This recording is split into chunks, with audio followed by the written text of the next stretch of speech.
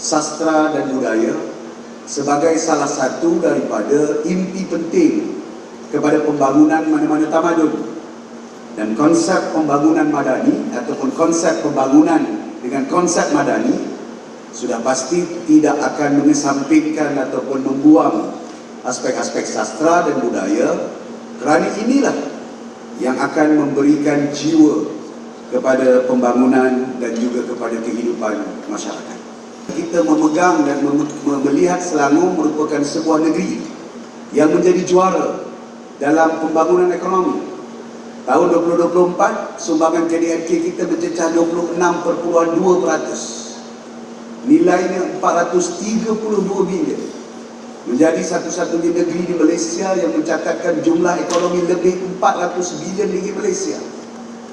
Tahun lepas sampai ke September, kita mencipta lebih 43,000, hampir 44,000 peluang pekerjaan daripada 51 bilion investment pelaburan tempatan dan pelaburan asing yang datang. Namun, angka-angka pembangunan ekonomi yang besar, jumlah pelaburan yang masuk dengan jumlah berbilion ciptaan ruang pekerjaan itu akan menjadi tempang kalau manusianya gagal diisi dan gagal untuk dibentuk hatinya, sehingga dia menjadi manusia yang keras, yang tidak dapat mengenal kemanusiaan, dan akhirnya menjadi jurang di antara kehidupan yang kaya dan yang miskin.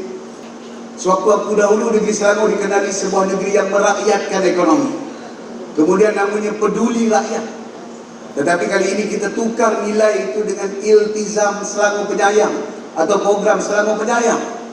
Kerana yang kita nak bantu bukan hanya semata nilai ringgit, dolar, sen, penny yang kita ingin gabungkan dan kita ingin ratakan kepada rakyat, tetapi nilai kemanusiaan sesama rakyat yang berada, yang berkemampuan untuk memberikan bantuan, sokongan dan seterusnya mengangkat kehidupan rakyat bersama-sama yang bukan hanya ditimpakan kepada kerajaan. Kerajaan melaksanakan dengan penuh ikhtiar yang kita ada, tetapi bila rakyat menjadikan budaya kehidupan bantu-membantu, semangat rahmah dan kasih sayang itu, itulah yang akan menjadikan negeri ini menjadi negeri yang baik.